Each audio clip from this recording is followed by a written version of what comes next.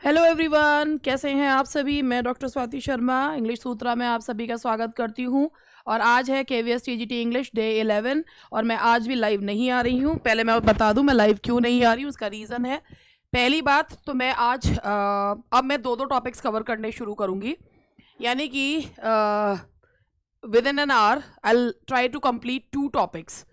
और लाइव में इसलिए नहीं आ रही हूँ, एक तो मेरे घर में कुछ थोड़ी सी समस्याएं चल रही हैं जिस समय मुझे टाइम मिले ना मिले कि मैं लाइव आ पाऊँ। दूसरी बात यह है कि लाइव में अगर चैट ओपन करो तो प्रॉब्लम है, ना ओपन करो तो प्रॉब्लम है। हर तरीके के लोग जो हैं वो आते हैं हर समय। आपका टेलीग्राम लिंक कौन सा है, 50% ज़रूरी है या नहीं ज़रूरी है, अपडेट मतलब डेट तो बढ़ गई बाई चांस, ठीक है। इसके अलावा भी और उल जलूल क्वेश्चंस आते ही रहते हैं। पीजीटी कब से स्टार्ट करोगे, दे डोंट नो कि that has already been started.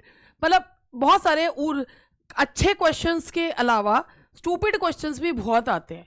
और उन स्टूपिड क्वेश्चंस को मैं देखूं ना देखूं, अगर स्क्रीन पर नज़र पड़ जाती है तो दिमाग भी चला ही जाता है। तो बेटर ये है कि अगर कायदे से पेड क्लास की तरह फ्री क्लास देनी है, मैं फिर से कह रही हूँ पेड क्लास की तरह पढ़ा रही हूँ।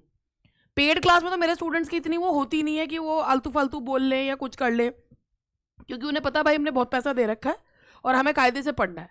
लेकिन यहाँ पे क्या होता है कि लोग अगर बहुत ज़्यादा कुछ लोग सीरियस हैं तो कुछ लोग बिल्कुल टाइम वेस्ट करते हैं, और दूसरों का भी और अपना भी हो सकता है भाई उनके पास बहुत फालतू टाइम हो। तो मैं उस चीज़ को को अवॉइड करने के लिए और जो मेरे सीरियस स्टूडेंट्स हैं उनके बेनिफिट के लिए मैंने ये सोचा है कि जब मैं लाइव आऊँगी तो मैं लाइव आ जाऊँगी, और अगर नहीं आ रही लाइव तो मैं दो करके टॉपिक्स जो है वो पूरे कर दूँ। आई होप कि आप भी मेरा कंसर्न समझ पा रहे होंगे, क्योंकि भाई मेरा मोटिव वैसे भी ये था कि अगर 100 में से 98 जो हैं वो नॉन सीरियस है, 2 सीरियस है, तो उनको पढ़ा दो। तो इसीलिए मैं उन्हीं 2 को जो है पढ़ाने का और उनका सोच के ये कर रही हूँ। तो अब आप लोग समझ गए होंगे कि कई बार जो है चीज़ें, क्योंकि देखिए मैं इन चीज़ों से नहीं डरती कि कोई मुझ पर पर्सनल कमेंट करेगा या कुछ करेगा। भाई जब आप यूट्यूब पर आ गए तो आप पे कोई कमेंट कर भी रहा है तो आपको मुंह तोड़ जवाब अब देना आना चाहिए, जिसमें मैं बहुत प्रो हूँ, ठीक है। लेकिन मुझे तब बुरा लगता है कि जब अगर 150 लोग लाइव हैं और जिसमें से 140 पढ़ रहे हैं, पढ़ने वाले हैं, 10 उनमें से टाइम वेस्ट करने वाले हैं, उन 10 की वजह से 140 का टाइम वेस्ट होता है। वो चीज़ मुझे पसंद नहीं है। तो विदाउट वेस्टिंग टाइम मैं आज आप लोगों के साथ 2 पोएम्स जो है वो कवर करूंगी विद क्वेश्चंस। पहली पोएम जो है how to tell wild animals और है एमेंडा। ये 2 पोएम्स जो है मैं आप लोगों के साथ आज कवर करूंगी। तो सबसे पहले मैं आप लोगों के साथ ये KVS TGT डे 11, और अब जो है लेट्स स्टार्ट। देखूं पहले कौन सी पोएम जो है इसमें पड़ी हुई है वही देखती हूँ। How to tell wild animals, तो how to tell wild animals ही मैं इस पर स्टार्ट कर रही हूँ, और बहुत ही बढ़िया सी पोएम है। तो सबसे पहले इसका how to tell wild animals. How to tell wild animals जो पोएम है, it was written by Carolyn Wells, और ये एक बड़ी ह्यूमरस पोएम है, बहुत ही ह्यूमरस पोएम है। मतलब पोएम पढ़कर पूरे थ्रू आउट हम ये जान जाएंगे कि पोएट ने ये कहीं ना कहीं ये एक सटायरिकली जो है वो लिखी है, और थ्रू आउट इस पोएम में उन्होंने एक जो टोन है वो बहुत ही उनकी ह्यूमरस टोन जो है वो रही है। तो how to tell wild animals is a humorous poem, एक बहुत ही ह्यूमरस पोएम है। कैरलीन वेल्स के द्वारा लिखी गई है, जो कि अमेरिकन राइटर है। Popularly known for her popular mysteries, she is known for her mysteries, children books, and humorous work. She wrote her first book at the Sign of the Sphinx, a collection of charades, at the age of 34. हालांकि जब उन्होंने अपने career की शुरुआत करी at the age of 34, in a long innings of 46 years in the literary arena, she has produced 170 books. 170 books लिखी हैं on various genres. Children's story, mystery, detective stories, anthologies, humorous and nonsense writing. Who Killed Caldwell is her swan song.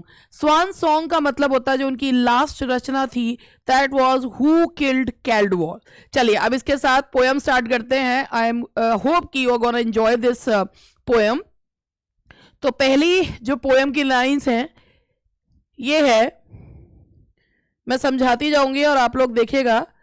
If ever you should go by chance to jungles in the east, तो यहां पे शुरू होते हैं। अगर by chance आप कभी jungles in the east के जंगल्स की तरफ चलें, and if there should to you advance a large and tawny beast, and if there should to you, और वहां पर तुम्हें देखने को मिले a large, बहुत बड़ा सा एक जानवर, if he roars at you, जब उस बड़ा सा जानवर, अगर आप उस बड़े से जानवर को देखेंगे तो उस बड़े से जानवर को देखकर और वो आपके ऊपर अगर रोअर करता है, रोअर मतलब होता है कि अगर वो तुम्हारे ऊपर जो है वो गर्जन करता है, चिल्लाता है, चिल्लाना तो खैर हुआ है, अगर वो बहुत जोर से गर्जना करता है, you as you are dying, तो उसके गर्जन को सुन के ही तुम मर जाओगे, यू विल नो, और तब उस गर्जन से तुम्हें पता चलेगा ओहो ये तो एशियन लायन है। If ever you should go by chance to jungles in the east, here the poet says कि if by chance you go to the jungles in the east and there you see a beast, a tawny beast मतलब orange brownish color beast, and you don't know who the beast is, and suddenly the beast roars, and by its roaring you'll die. And while dying, you'll get to know it's a lion, it's an Asian lion. कि मरते मरते पता चलेगा ओहो जिसकी दहाड़ सुन के मर रहे हैं वो और कोई नहीं, एशियन लायन है। अब इसमें देखिए इसकी जो राइम स्कीम है, chance, advance, east, beast, dying और lion, A B C D, dying और किसी से मिलते हैं chance, advance, east, beast, dying, lion, और हाँ जी, तो ये इसकी जो है वो राइम स्कीम है। तो अब आप इसमें ये देखिए कि यहाँ पर if ever you should go by chance to jungles in the east and if there should to you advance a large and tawny beast, if he roars at you as if you are drawing, you know it is the Asian lion. अच्छा, ये हो गया पहला beast. अब आगे बढ़ते हैं। और if sometime when roaming around, वैसे तो इसमें डाइंग लायन, वो डाई लाई, ये लायन होगा, ये आई राइम हो रही है लेकिन ये वैसे राइम है नहीं। और if sometime when roaming around, और ऐसी कोई घूमते घूमते, रोमिंग अराउंड ऐसी कोई घूम रहे हो, अ noble wild beast greets you, एक बहुत ही नोबल, क्योंकि वो अपने काम में बहुत बढ़िया है, a noble wild beast greets you, कि if sometime when roaming around, ऐसे तुम घूम रहे हो, बस जंगल में घूमने आए हैं जंगली जानवरों से मिलने के लिए, और if sometime when roaming around, और अगर घूमते हुए a noble wild beast greets you, एक noble wild beast तुम्हें कहता है नमस्ते, स्वागत है आपका जंगल में, एक noble wild beast greets you। अगर एक noble wild मतलब wild भी है, बीस्ट है, और वो नोबल भी है, हालांकि नोबल वाइल्ड बीस्ट ये जो कहा गया है ये मतलब एक सटायरिकली कहा गया है कि एक बहुत ही नोबल, अपने काम में बहुत noble wild beast greets you with black stripes on a yellow ground, उसके पीले शरीर पे ब्लैक स्ट्राइप्स है। जस्ट नोटिस, बस कुछ नोटिस मत करना, वो तुम्हें खुद ही खा लेगा। दिस सिंपल रूल, ये खाने के रूल से तुम्हें पता चलेगा, वो गुर्राएगा भी नहीं, वो सीधा तुम्हें गटक जाएगा। मे हेल्प यू, उससे तुम्हें पता चलेगा। Oh the Bengal tiger to discern, तुम समझ पाओगे, डिसर्न मीन्स तुम समझ पाओगे, ये और कोई नहीं था भैया, ये जिसके पेट में अभी हम बैठे हुए हैं ये बंगाल टाइगर है, द रॉयल बंगाल टाइगर।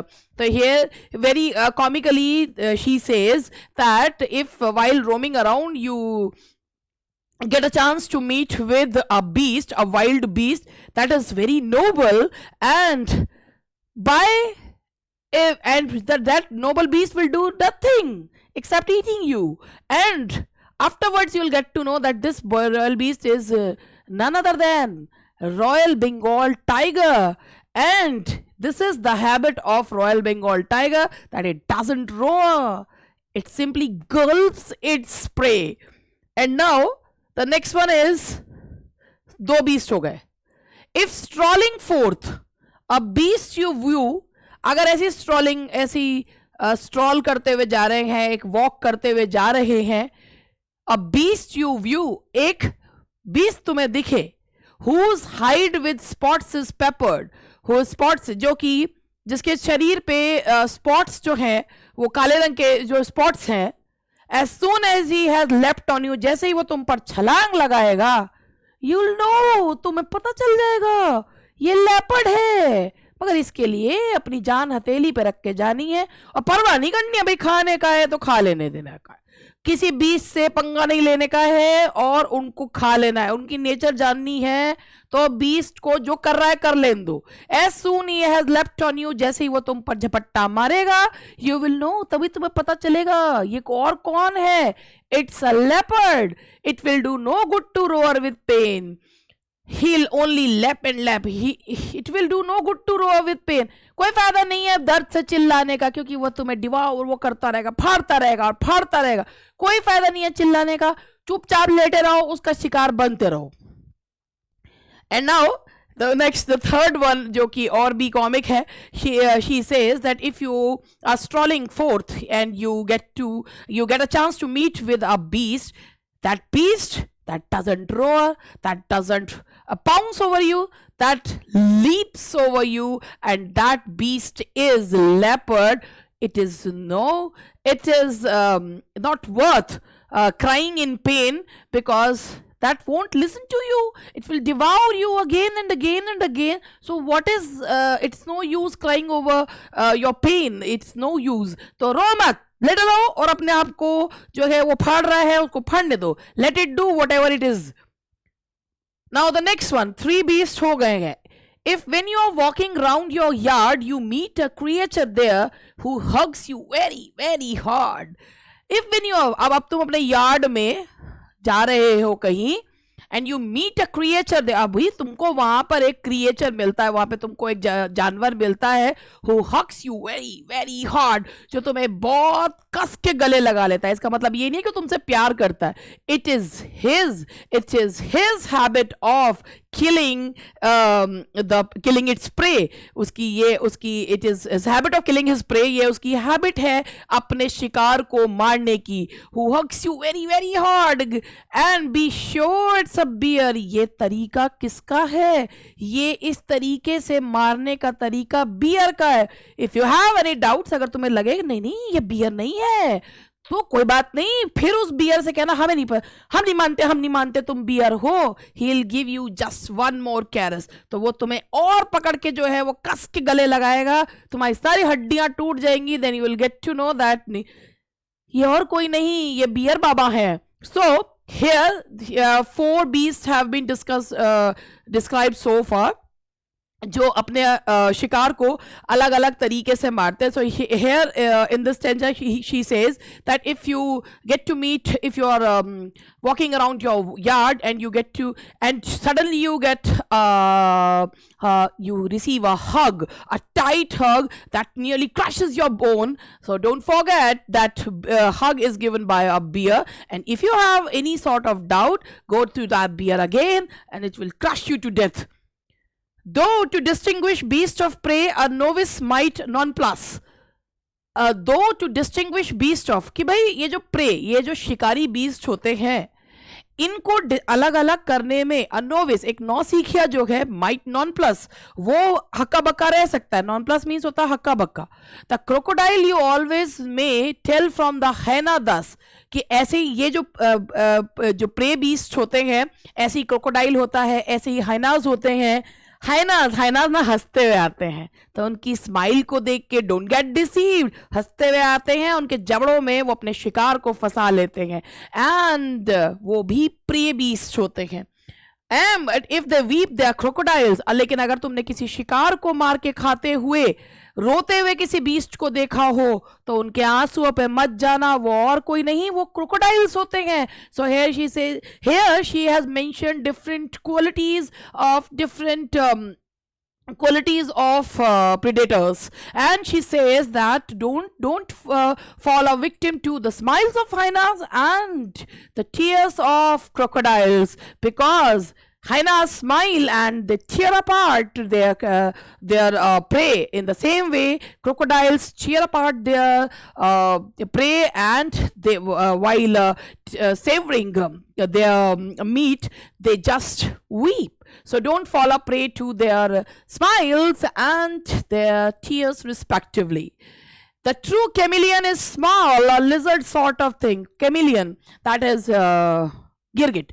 जो गिरगिट होता है वो छोटा होता है, एक छिपकली जैसा चीज होती है. He hasn't any ears at all, मगर उसके कान नहीं होते. And not a single wing, और ना उसके जो है वो पंख होते हैं. If there is nothing on the tree, it's the chameleon you see. अगर कुछ नहीं दिख रहा है पेड़ पर तो वो कैमिलियन है, रंग बदलता हुआ जीव है जिसे आप देख रहे हैं. So here the chameleon has been compared with the lizard, but there is a basic difference between chameleon and lizard. Lizards have ears, but chameleons don't, and chameleons don't possess any sort of wings. So if chameleons change their color according to the situations and all that. So it's a satiric and humorous poem that you have gone so far. Summary of the poem. The poem How to Tell Wild Animals has 6 stanzas. The poet Carolyn Wells tells us about how to identify the 7 wild animals: the Asiatic lion, the Bengal tiger, the leopard, bear, the semi-aquatic reptile, crocodile, the natural scavenger, hyena and the chameleon. ये सारे के सारे जो मैंने अभी आपको बताया, ये सारी उसकी समरी है. और लिटरेरी डिवाइसेस देखते हैं. तो सबसे पहले हम इसमें लिटरेरी डिवाइस देखते हैं. इसमें डार्क ह्यूमर है. This poem has a dark humour. कि वाइल्ड बीस्ट, मतलब इसमें बताया है कि भैया वाइल्ड बीस्ट के बारे में जानना है ना तो उनके जबड़ों में तुमको जाना पड़ेगा. The poet is using the literary device called black humour. Black humour device को यूज किया गया है. This literary device is use to outrage the, ये ना रीडर को गुस्सा दिलाने के लिए होती है, और उसकी जो अटेंशन है वो लगातार उस पोएम में बनी रहती है. ये एक कॉमिक रिलीफ भी देता है कि एक बंधे हुए मैटर को समझने में. इसमें ह्यूमर का थ्रू आउट जो है वो यूज किया गया है. ह्यूमरस टोन है, एलिट्रेशन है, द रिपीटेशन ऑफ सेम और similar consonants, roaming round R R, lap and lap again L L, who hugs you very very hard V V, irony, the use of words to express something other than, especially the opposite of the literal meaning. A noble wild beast. noble wild beast है, हाँ जी नमस्ते नमस्ते. तो noble means होता है उसका opposite जो है, उसका जो है उल्टा मीनिंग बताया गया है. लिटरल मीनिंग के जो उल्टा मीनिंग होता है उसे आयनी कहा जाता है. जैसे हम किसी को कहते हैं कि अगर कोई बहुत लेट आए और हम कहते हैं बड़ी जल्दी आए, इसका मतलब लेट आए. तो नोबल वाइल्ड बीस्ट का मतलब है he is not at all noble, बहुत ही फेरोशियस है. Who hugs you very very hard, इसमें भी जो है ये आपका जो यूज हुआ है आयनी है. ऑक्सीमोरोन, इसमें ऑक्सीमोरोन भी है, नोबल भी और वाइल्ड भी. Allusion, reference to a famous place, thing, species etc. और ये तो पूरे में रेफरेंस तो अल्यूजन तो दिए गई हैं, the Bengal tiger and all that. Poetic license, the freedom to depart from the facts of a matter or from the conventional rules of language.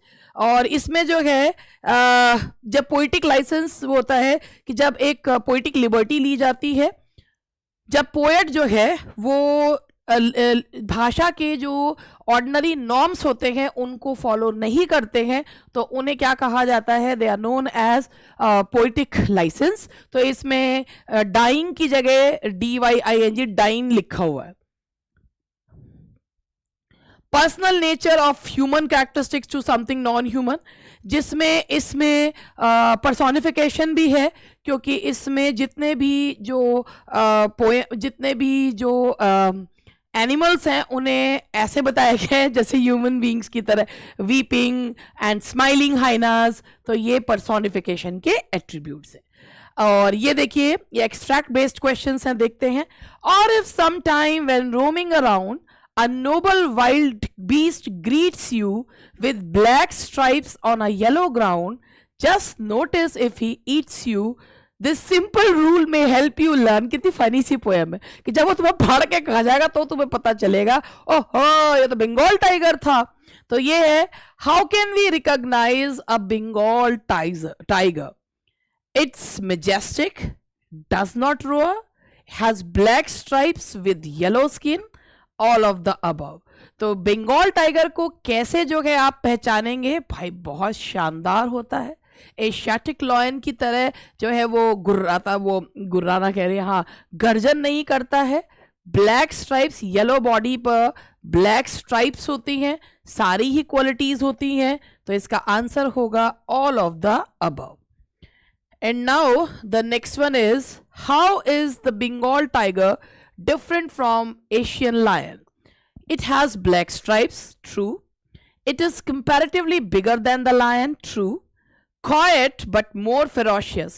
वो अपने शिकार को संभलने का मौका नहीं देता है कि पहले रोआ करेगा, ए भग जा तू भाई भग जा, ठीक है, फिर उसके बाद मैं तेरे पे just pounces over, वो तो पाउंस करता है। Quiet but more ferocious, तो भाई शांत होता है मगर ज्यादा खतरनाक होता है, ऑल ऑफ द अबव। तो इसका भी आंसर है that's all of the above. What does the word discern mean in these lines? Confuse, कि कहते हैं कि भाई जैसे डिसर्न है कि just notice if he eats you, अगर वो तुम्हें खा लेता है। दिस सिंपल रूल में हेल्प यू लर्न, तो ये छोटा सा रूल तुम्हें समझाएगा, सिखाएगा, तब बंगाल टाइगर तुम समझ जाओगे, ओहो तुम्हें जिसने मारा है वो बंगाल टाइगर है। तो ये है, what does the word discern mean in these lines? Confuse, recognise and understand, remark, ignore. तो ये है आपकी फिगर, इसमें जो आपका इसमें डिसर्न का मीनिंग है, दैट्स कि समझ जाओगे कि ये कौन है, that's Bengal tiger. Recognise and understand. Which figure of speech is used in phrase noble wild beast? Noble wild beast में पैराडॉक्स तो मैं नहीं कहूंगी, इसमें आयनी है एंड ऑक्सीमोरोन लेते हैं, तो ये तो इसमें पैराडॉक्स तो होता है कि सतही, मतलब सत्य छिपा रहता है। नोबल वाइल्ड बीस्ट में ऑक्सीमोरोन एंड आयरनी ज्यादा है क्योंकि लिटरल मीनिंग के अगेंस्ट होता है, तो आयरनी एंड ऑक्सीमोरोन लेंगे, पैराडॉक्स तो मुझे इसमें ठीक नहीं लग रहा है। हाँ, पैराडॉक्स वो होता है कि जिसमें एक विरोधाभासी स्टेटमेंट होता है मगर उसमें सत्य छिपा होता है। तो नोबल वाइल्ड बीस्ट कह रहे हैं तो that beast is not at all noble, अपने काम को करने के लिए है मगर वो एक सत्य नहीं है। तो ये आयनी है, ऑक्सीमोरोन है, बट दैट्स नॉट पैराडॉक्स। तो इसको काट के इसका सही ऑप्शन आयनी या ऑक्सीमोरोन होना चाहिए था। What is the rhyming scheme of the poem? ये मैंने आपको बताई थी, दैट्स ए बी, और अधिकतर में बाकियों में तो ए बी सी सी ही चला है इसमें, क्योंकि मैंने अगर देखा था इसमें तो पोएम को अगर हम देखें तो ए बी सी सी था, और स्टेंजाज में तो वही चला है ए बी सी सी।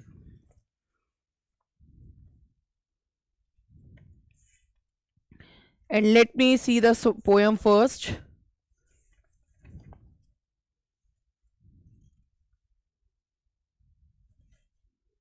हाँ जी, वही है ए बी सी, बस फर्स्ट वाले स्टेंजा में उन्होंने लाइन और लायन को करने की कोशिश करी थी, दैट्स ए बी सी, तो that's third. Now the next one, what is the difference between a chameleon and a lizard?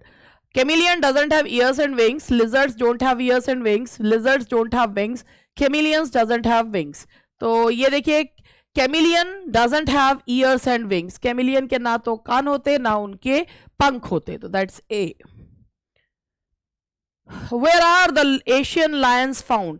Eastern countries of the world, northern countries, southern, western. तो अगर आप इसको भी एक्सट्रैक्ट बेस्ड है, अगर आप इस पोएम को सबसे पहले जो है वो पढ़ेंगे तो इस पोएम में लिखा हुआ है, if ever you should go by chance to jungles in the east, तो ये यहां पर ये चीज है east, eastern countries of the world. How does a bear kill you? By hugging you hard with its roar, by taking a leap on you। ये सबके अलग अलग वो बताए गए हैं कि रोअर से एशियाटिक लायन, लीप जो है वो लेपर्ड, और hugging you hard that's bear, तो that is beer.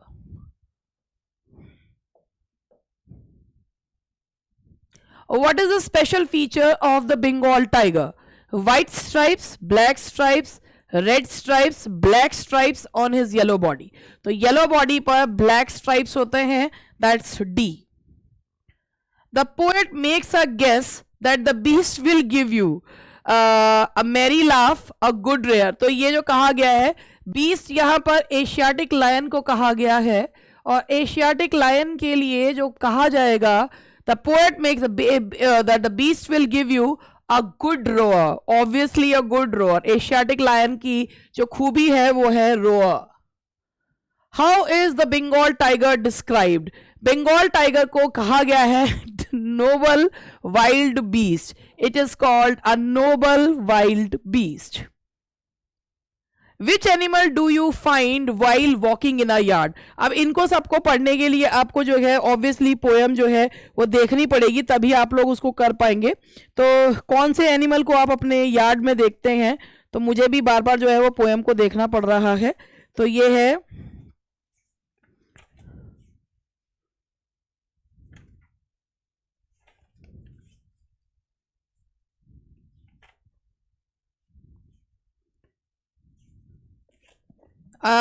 If ever you should go by chance to jungles in the east. उसके बाद है सेकेंड वाला जो स्टेंजा है वो है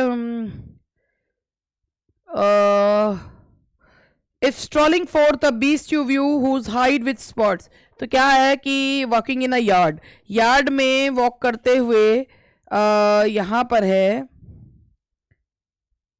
if when you are walking round your yard. तो यार्ड के लिए जो कहा गया है वो है बियर। भैया पोएम को याद रखना बहुत जरूरी है, मुझसे पहले आप लोगों ने आंसर दे दिया होगा। What is the special feature of the hyenas? Hyenas का मैंने बताया था स्माइलिंग, स्माइल करते हुए आते हैं। Merry smile, sadness, happiness, none of the above. Smile करते हुए हाइनास जो है वो नेचुरल स्कैवेंजर्स होते हैं, स्माइल करते हुए आते हैं। A noble wild beast here refers to, noble wild beast कहा गया है बंगाल टाइगर को, that is Bengal tiger. What is the special feature of the crocodile? Weeps while eating its prey, happy, angry while eating. तो hyenas तो smile करते हैं, और जो क्रोकोडाइल्स हैं वो वीप करते हैं while eating its prey. And now the next one is which animal's roar is enough to kill you? कौन सा एनिमल की जो दहाड़ होती है वो ही बहुत होती है किल करने के लिए? That is Asian lion. That is Asian lion. How is the leopard's skin? Has stripes, has holes, has spots on his skin. तो ये है has spots on his skin.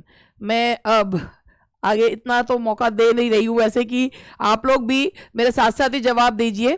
The chameleon has been compared to a rabbit, a lizard, a mouse, a snake. बहुत ही simple से questions हैं वैसे। a lizard. What is the difference between a chameleon and a lizard? Chameleon doesn't have ears and wings. Lizards don't have, ये question repeat हो गया है। Chameleon doesn't have ears and wings. 2-3 questions repeat हो रहे हैं। Given below are 4 examples of activities Jasmeet does. Choose the option that is correctly demonstrate strolling. तो अब आप इसमें पहले इनके ऑप्शंस जो हैं वो पढ़िए, फिर देखिए। पहला इसमें है Jasmeet runs,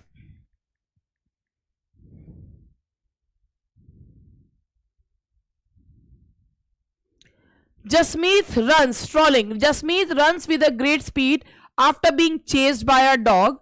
Jasmeet walks in the garden, relaxing while listening to his favorite song. Jasmeet skids sharply on the icy skate rink. Jasmeet rushes to switch off the water pump in the backyard. Strolling का मतलब होता है ऐसे ही आवाराओं की तरह यूं ही ऐसे ही walk करना। तो इसमें से कौन सा ऑप्शन जो है वो स्ट्रॉलिंग का बिल्कुल सही बताता है? That is B, Jasmeet walks in the garden relaxing while listening to his favorite song. And now the next question is, which option lists a statement that is not true according to the poem? The poet asks the reader to hide on seeing the leopard. The poet cautions the reader about a leopard when walking through its territory. The poet informs the reader that a leopard can launch repeated attacks. The poet tells the reader that a leopard attack can result in pain. तो अब आप यहाँ पर अगर leopard वाला stanza पढ़ेंगे तो आपको ये पता चलेगा कि leopard वाला स्टेंजा में उन्होंने जो बताया है वो अब हम leopard वाला स्टेंजा देखते हैं। If strolling forth, a beast you view whose hide with spots is peppered As soon as he has leapt on you, you will know it's the leopard. It will do no good to roar with pain. He'll only lap and lap again. तो अब आप यह देखिए, the poet asks the reader to hide on seeing the leopard. The poet cautions the reader about a leopard when walking through its territory.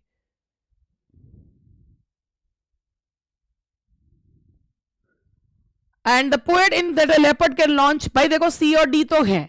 The poet तो hide on seeing the, भाई ये कहीं पर भी नहीं दिया हुआ है. इसमें whose hide with spots is peppered.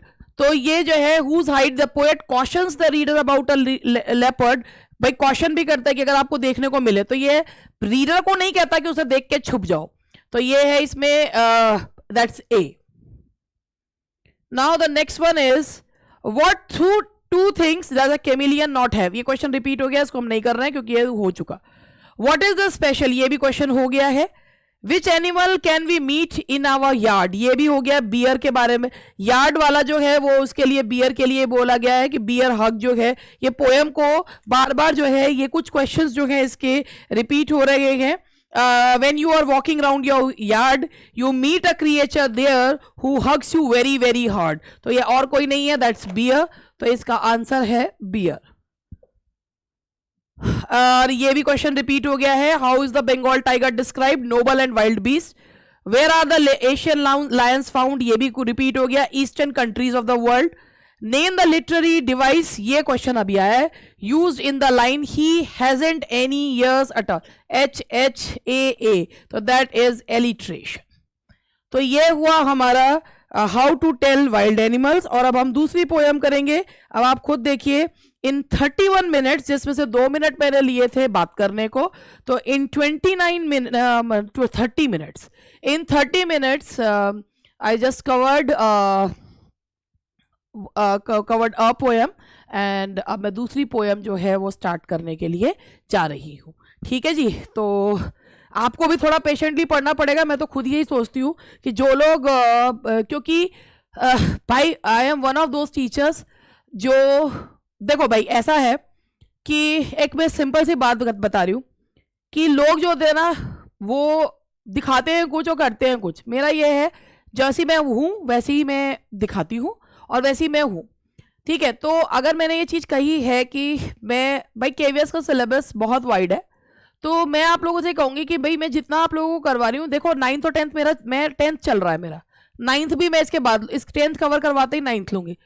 आप कम से कम 6, 7, 8 पढ़ना तो शुरू करो भाई. मेरे को जितना टाइम मिलेगा मैं भी उसको करवाने की कोशिश करूंगी. 9th और 10th तो मैं पूरे करवाऊंगी. 6, 7, 8 में कितना करवा पाऊंगी वो मैं नहीं कह सकती. ठीक है. क्योंकि मैं पीजीटी का भी देख रही हूँ. अब कुछ लोगों को जिन्होंने पीजीटी के फॉर्म्स नहीं भरे उनको प्रॉब्लम ये हो जाती है, अब पीजीटी करवा रहे हो, टीजीटी कैसे करवाओगे. अरे भाई वो मेरी जिम्मेदारी है. अब कई लोग ये भी कह देंगे आप फर्स्ट पेपर तो करा नहीं रही हो, हमारा केवीएस में कैसे होगा. भाई देखो ऐसे नहीं करते. ठीक है. जितनी मेरी सामर्थ्य है, जितनी मैं करवा सकती हूं उतना मैं करवा रही हूं और बहुत अच्छे से करवा रही हूं. ये जो रियल स्टूडेंट्स हैं वो ये जानते हैं. अब जिन्हें हर चीज में कमी निकालनी है उनको तो मैं कुछ कर नहीं सकती. ठीक है जी. तो कल एक बहुत ही खूबसूरत कमेंट आया था और मैंने पढ़ा था कि जब कुछ ऐसा ही कमेंट था, अब याद नहीं आ रहा मुझे क्या था, वो छोड़ो. खैर, तो मैं आप लोगों से कहूंगी कि भाई अपनी तैयारी खुद भी करते चलिए. जहां से ग्रामर भी पढ़िए, 6, 7, 6 का कम से कम 6 को कवर करना अपने आप करिए. 10th हो रहा है, आप ऊपर से 6 को करिए. ठीक है. जो सिलेबस को देखते चलिए और 6 वाला जो वो है, जितने भी उनमें 6 क्लास के वो दे रखे हैं वो करना शुरू करिए, तभी तो काम चलेगा. ऐसे थोड़ी ना. अब आप कहेंगे हम फर्स्ट पेपर तो तैयारी नहीं कर रहे क्योंकि कोई करवा ही नहीं रहा है, तो ऐसे काम थोड़ी ना चलता है. चलो अब बातें हो गई, अब करेंगे एमेंडा. अगर मेरे को डिस्टर्बेंस ना हो तो मैं एक पोएम या कोई भी टॉपिक आधे घंटे में कंप्लीट कर देती हूँ और प्यार से समझा के. वो तो बीच में जो डिस्टर्बेंस हो जाती है ना, मैं I am completely no nonsense person. चलो बातें हो गई. अब हम लोग एमेंडा पढ़ेंगे. जो ये एमेंडा पोएम है रॉबिन क्लीन ने लिखी है. Robin clean was born on 28 Feb 1936 in Campsie, New South Wales, in a family of 9 children. He left school at the age of 15.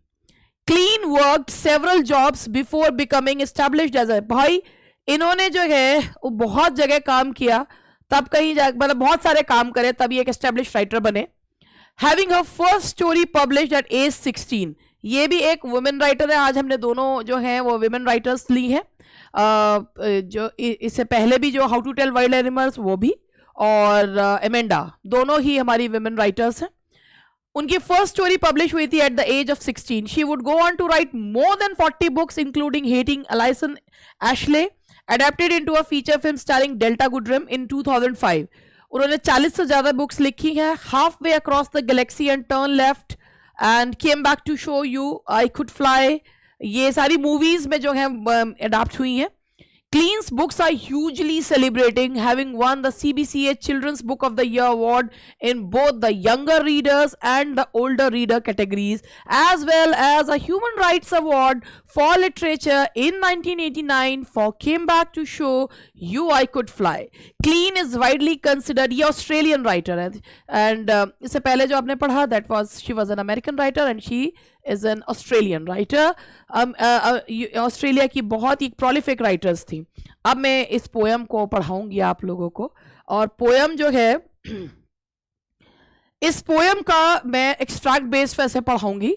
पहले आपको ही बताती हूँ। Parents have a habit of delivering sermons and advice to their children without understanding what is going on in the young minds. ये poem एक बहुत ही प्यारी सी बच्ची है Amanda, who is in her teenage, और जैसा कि टीनेज वो एज होती है जिसे एक बहुत ही रिबेलियस जो है वो एज कहा जाता है, because they are neither too young neither they are too old to understand all these things. So ये जो रिबेलियस एज होती है जिसमें शरीर में हार्मोनल चेंजेस होने शुरू होते हैं, और उस समय उन बच्चों को बहुत जब भी डांटना या टोकना बहुत ही ज़्यादा बुरा लगता है।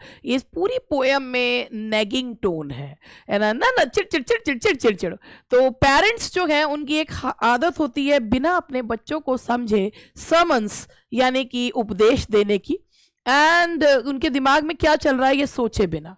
ये जो पोएम है एमेंडा एक यंग गर्ल जो कि अपने टीनेज में है उसके बारे में बताती हुई है, हु इज कॉन्स्टेंटली नैग्ड, जिसकी मदर जो है लगातार उस पर नैगिंग जो है वो कर रही हैं, चिड़चिड़ कर रही हैं, and instructed by her parent to do और not to do certain things. उससे कहा जा रहा है ये करो वो मत करो, ऐसे करो वैसे मत करो।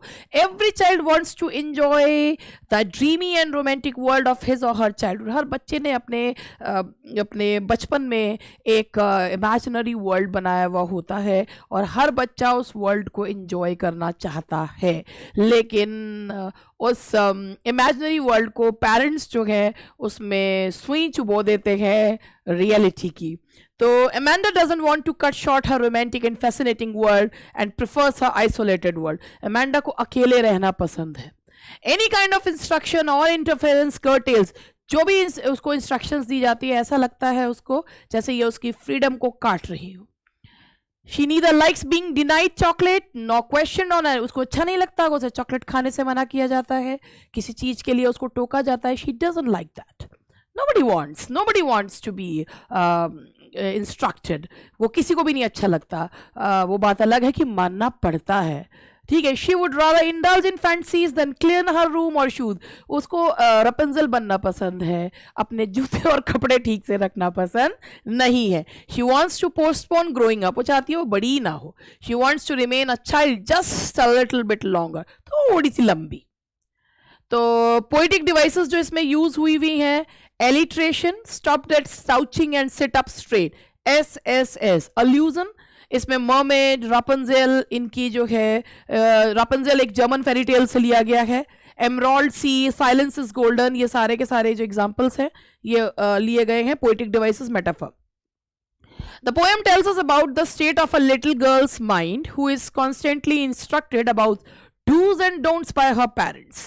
तो अपनी मदर के द्वारा उसको लगातार इंस्ट्रक्शंस दिए जा रहे हैं, अमेंडा ये करो, अमेंडा वो करो। खैर ये इस पोएम में डबल वॉइस है, कुछ स्टैंजास उसकी मदर की तरफ से हैं और कुछ स्टैंजास में अमेंडा जो है वो अमेंडा के मन की आवाज चल रही है। ठीक है, थॉट प्रोसेस जो पैरेंथेसिस में दिया गया है, जो ब्रैकेट में दिया गया है, वो एमेंडा का थॉट प्रोसेस है. Amanda is asked not to bite her nails. ये सारा कुछ मैं खैर आपको पढ़ाऊंगी. और ये the poem is indeed a deep psychologic study of both the character. The poetess is in fact cutting with a double-edged sword. She is criticizing both Amanda and her mother. ये पोएम में double voice जो चल रही है, दोनों को he criticise किया गया, एमेंडा को भी और उसकी मदर को भी, because Amanda is not ready to listen to her mother and vice versa, her mother is not ready to listen to Amanda. Amanda is mother is ignorant of the fact that all grown-ups were once children. सही बात है, जब हम बड़े हो जाते हैं तो हम ये भूल जाते हैं कि हम भी कभी बच्चे थे. But only a few of them remember it. She should have adopted more positive measures to convince the child the etiquette of a polished behavior. आप वो जो बच्चे हैं उन्हें लगातार इंस्ट्रक्शंस दे दे के नहीं सिखा सकते. You can make them learn with a lot of patience. Amanda, on the other hand, should have channelized her thoughts positively and descended to the reality. कि Amanda को अपने thoughts को channelize करना चाहिए, अपनी reality को समझना चाहिए. She should remember that whatever is told by her mother is for her own good and welfare. Apparently, the habits inculcated by her mother will certainly help her in adulthood. कि जो habits आज पड़ जाएंगी वो कल मदद जरूर करेंगे. Structure of the poem. The poem has 25 lines in 7 stanzas. 7 stanzas में 25 lines हैं. The stanza 1, 3, 5 and 7 are the instruction of a parents and 2, 4 and 6 और ये जो है 2, 4 and 6 जो है वो एमेंडा के विचार हैं. चलिए पोएम पढ़ते हैं, एक्सट्रैक्ट बेस्ड क्वेश्चंस करेंगे. तो देखिए, Don't bite your nails, Amanda. Don't hunch your shoulders, Amanda. Amanda, stop that slouching and sit up straight, Amanda. एक मिनट मैं देख लूँ ये पोएम इतनी ही है या इससे ज़्यादा भी है.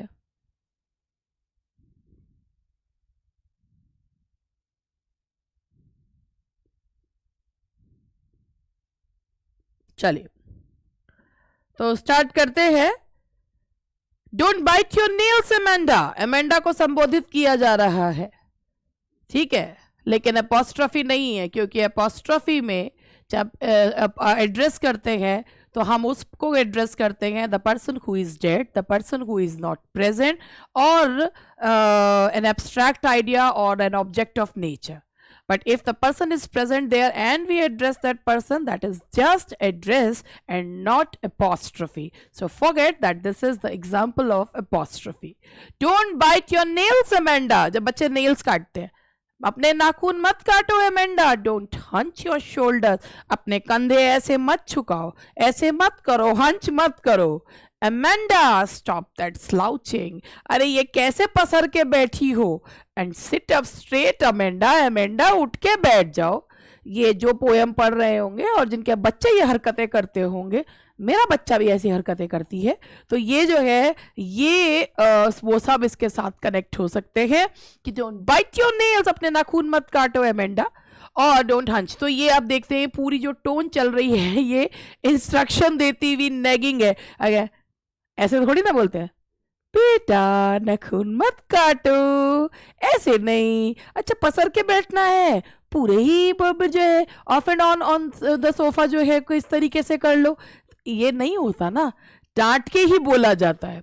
तो ये था don't. Here the mother is giving instructions to her teenage girl and not to bite her nails and sit up straight, not to slouch, but I think she is not ready to listen to her mother. तो पहला जो question है, select the option that fits with the following. Slouching, straight. Slouching का opposite है straight. तो इसमें क्या होगा? Slouching, straight, transparent, translucent, lazy, agile, forgetful, lively and generous, liberal. तो that fits slouching और straight. अब यहां पर जो इसका एग्जैक्ट ऑपोजिट होगा वो आप देखिए कौन सा होगा.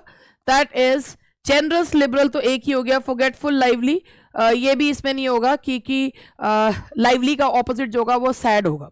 ठीक है, तो lazy, agile बहुत ही आलसी, एजाइल मतलब फुर्तीले, तो इसका ऑप्शन होगा दैट इज बी. जैसे ये है इसी के हिसाब से इसको लगाना है.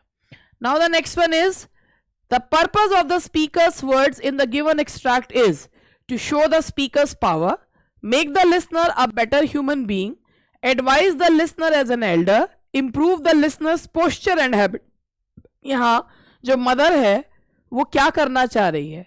नाखून काटने को तो मना कर ही रही है, इसके अलावा वो लिसनर की जो पोस्चर है उसके हैबिट्स नाखून ना काटना, पोस्चर स्लाउच नहीं करना, सीट अप स्ट्रेट. तो इसका आंसर है that's D, improve the listeners posture and habits. What does the repetition of Amanda at the end of each line reflect? Amanda, it describes who the speaker is talking to. It represents the absent-mindedness of the speaker. It shows the frustration of the speaker. It helps create. It shows the frustration. माँ जब आ गए, Amanda ऐसे कर लो, Amanda वैसे कर लो, और Amanda सुनने को तैयार नहीं है, तो ये it shows the frustration of the speaker. So that is C. It shows the frustration of the speaker. All the three lines above begin with a taunt, a concern, a cool tone, a nagging tone. Throughout the poem there is a nagging tone. 236 को छोड़ दी, 246 को छोड़ दे तो ये जो है 1357 जो है वो मम्मी की है, और 246 जो है वो एमेंडा के विचार हैं. तो बाकी सब मम्मी के विचार जहाँ भी हैं वो पूरी टोन कैसी है? Nagging tone. तो that is nagging tone. The above lines reflect that Amanda is an obedient girl, is a carefree child, does not fear the elders, both B and C. Amanda obedient तो बिल्कुल भी नहीं है, carefree है, जो मन करेगा वो करे, and does not fear the elders, ना तो अपनी माँ से डरती है. So that's both B and C. अब extract 2. I am an orphan roaming the street. अब ये पैरांथेसिस में आप देख रहे हैं, पैरांथेसिस का मतलब होता है उसमें क्या कहते हैं, ब्रैकेट्स में. तो आई एम एन ऑर्फन, वो कहती है काश कि वो एक अनाथ लड़की होती, तो अपना रोमिंग द स्ट्रीट, सड़कों पर टहल रही होती. I pattern soft dust with my hushed bare feet, the silence is golden, the freedom is sweet. वो कहती है कि मैं काश कि वो एक अनाथ बच्ची होती, सोच रही है कि तो मैं सड़कों पर अपनी मर्जी से घूम रही होती. I pattern soft dust with my hushed, कि मैं अपने नंगे पैरों से उस जमीन पर एक पैटर्न बनाती. The silence is golden, the freedom, कि ये जो साइलेंस है ना ये बहुत सुनहरा है, और जो फ्रीडम है वो बहुत, यहाँ से जो फ्रीडम है, जो फ्रीडम मिलेगी वो बहुत ही स्वीट है. Here she means to say she doesn't want to be caged, she doesn't want to be instructed, she wants to live her life on her own accord. She doesn't want to be commanded by anyone, and this is the beauty of teenage, that these little teenagers, they consider themselves to be mature enough to understand everything, and they are so rebellious that they are not ready to follow any instruction. Rules are meant to be broken. That's their motto. So here these lines are the thoughts of Amanda, and that's why these are presented in the in parenthesis. The tone of the given lines is analytical, despairing, peaceful and nervous. अब अगर आप इन lines को ध्यान से पढ़ें तो इन lines को ध्यान से पढ़कर आपको ये पता चलेगा कि इसमें जो एमेंडा है वो अपना क्या जो है कहना चाह रही है. तो ये एमेंडा की लाइंस अगर हम देखें तो tone of the given analytical नहीं है, क्योंकि कहीं से कहीं तक भी किसी भी चीज में कोई विश्लेषण नहीं कर रही है.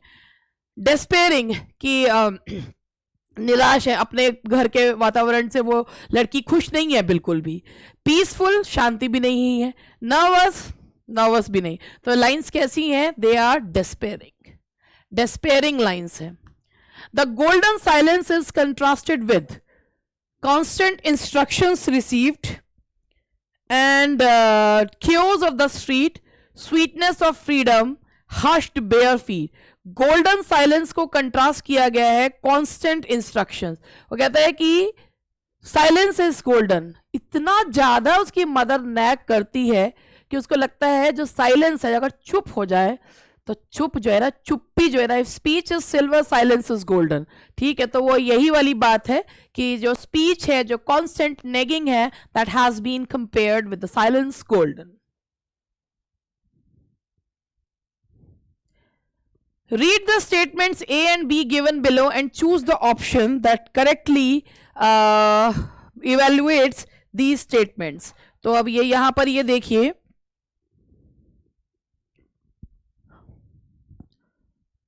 the figure I imagines a less than realistic view of being an orphan. The figure I does not like the speaker. The figure I जो है यानी कि Amanda, imagines a less than realistic view, कि वो अब एक less than realistic view सोचती है, उससे अच्छा तो वो ऑफन हो जाए। तो and figure I does not like the speaker, हमें नहीं पता इस पूरी पोएम में ऑफ यहाँ तक हमने पढ़ा है, कहीं से कहीं तक भी हमें एमेंडा के वो विचार नहीं पता लग रहे कि she doesn't like the speaker, she doesn't like her mother.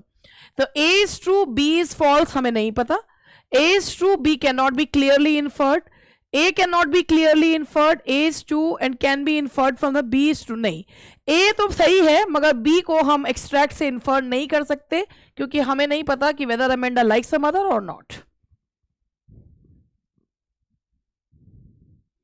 What is the figure of speech employed in the last line? तो last line जो है वो क्या है, पहले last line देख लेते हैं। और last line है The silence is golden, the freedom is sweet। तो ये है कि लास्ट लाइन, और लास्ट लाइन की जो the silence is golden, silence को कंपेयर किया गया है गोल्ड से, तो यहां पर फिगर ऑफ स्पीच है, that's metaphor. The freedom is sweet, it doesn't mean, freedom is sweet it doesn't mean, क्या इसका क्या मतलब है? The freedom is it doesn't mean freedom leads to growth, freedom leads to progress, freedom leads to prosperity, freedom is मतलब freedom is sweet का कहीं से कहीं तक भी मतलब फ्रीडम इज लाइक चॉकलेट जो है वो नहीं है। Extract 3, don't eat that chocolate Amanda, remember your acne Amanda. Don't eat that chocolate Amanda, remember your acne Amanda. Will you please look at me when I am speaking to you Amanda. अब Amanda जो है वो खो गई हैं। Don't eat that chocolate, Amanda वो chocolate मत खाओ।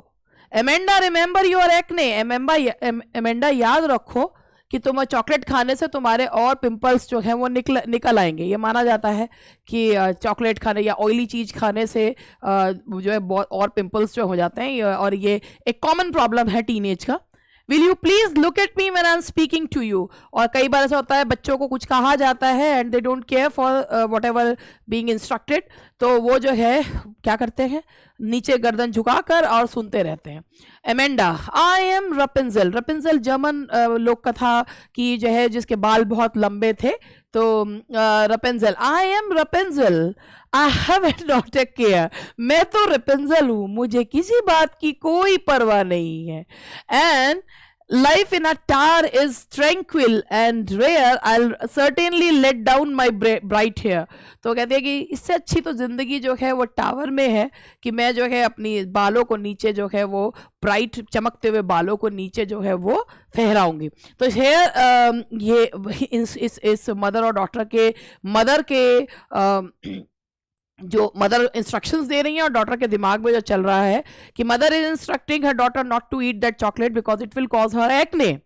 And on the other hand Amanda is thinking that she wish she were Rapunzel and she would live peacefully in that tower and she would let down her bright hair, and that these are the things that a little rebellious girl is Amanda। तो ये जो है यहाँ पर don't eat that chocolate, और इसमें ये Amanda की लाइंस और उसकी मदर की लाइंस हैं। The speakers attitude is, speaker जो मदर का एटीट्यूड है वो कैसा है? तो स्पीकर का एटीट्यूड है courteous, advisory, affectionate, full of indifference। by advisory बात बात पर निर्देश जो हैं वो दिए जा रहे हैं। Amanda does not look at the speaker because she is displeased with her, she is ashamed of herself, she is afraid of her, she is happy with her. अब एमेंडा जो है वो क्यों नहीं जो है अपनी मदर की तरफ देख रही, क्योंकि उसको बार बार इतनी नैगिंग पसंद नहीं आ रही, तो she is displeased with her.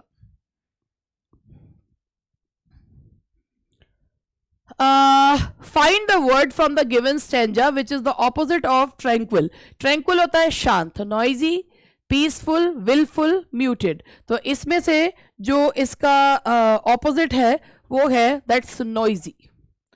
Amanda is expected to dash the speaker when she is talk. Amanda is, उसकी मदर एमेंडा से एक्सपेक्ट क्या कर रही है?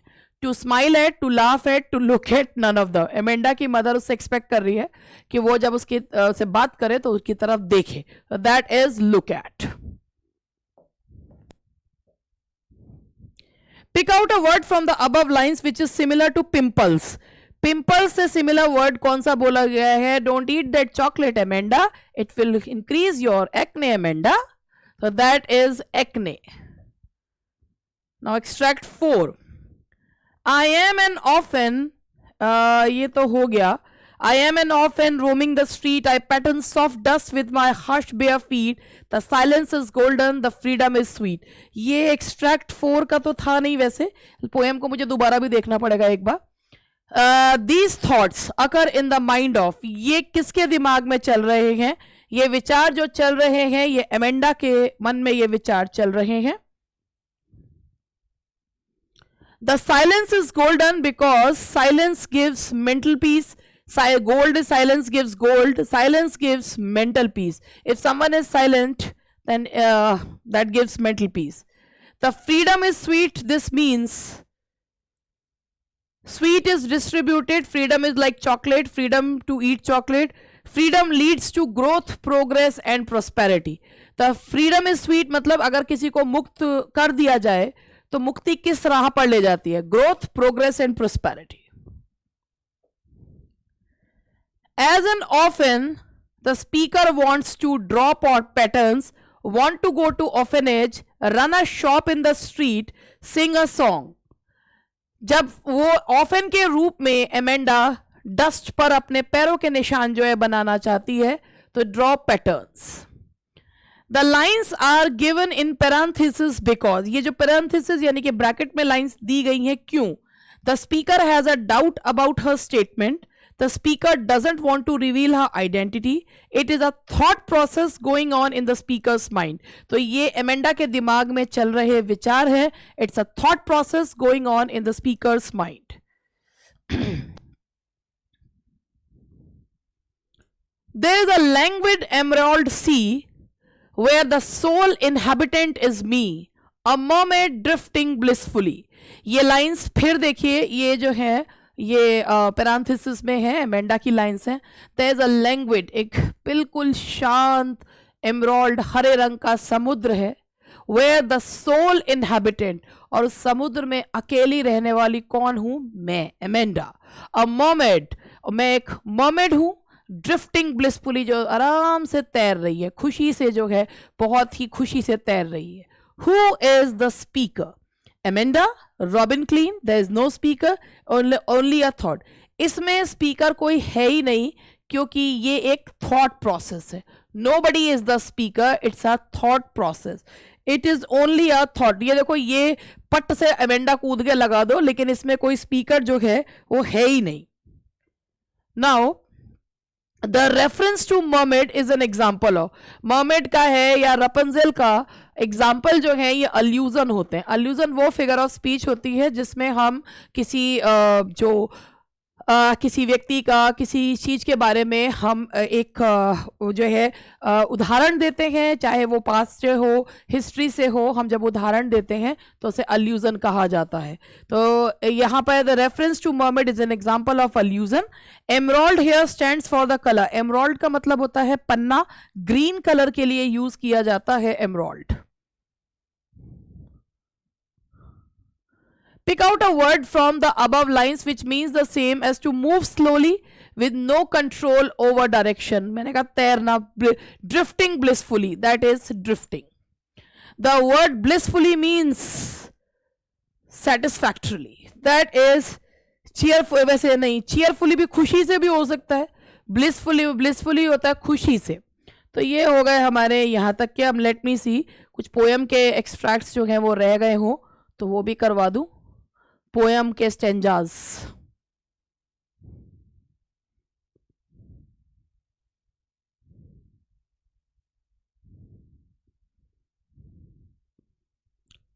ये भी हो गया। डिड यू फिनिश, हाँ ये बीच में था।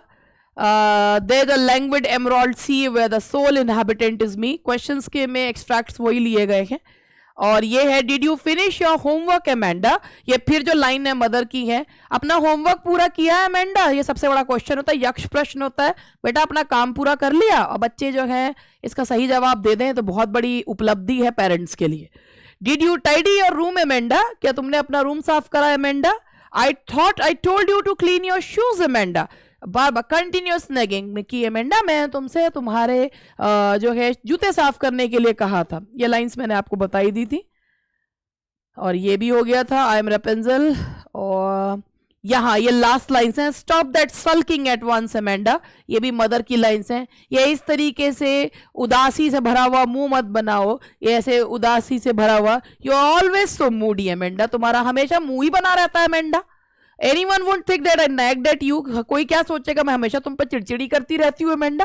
तो why are you doing so? ऐसे सल्किंग, इतना बुरा सा मुंह बना के क्यों बैठी हुई। Continuously the mother is nagging with her child and she is saying what would people say that I always nag at you, don't do so. So these are these are the stanzas of a beautiful poem Amanda, and rest of the poem has been completed, and in an hour, in 1 घंटा 1 minute 23 second we have covered 2 poems and so many questions. Thank you very much. We'll be meeting you soon. Bye bye.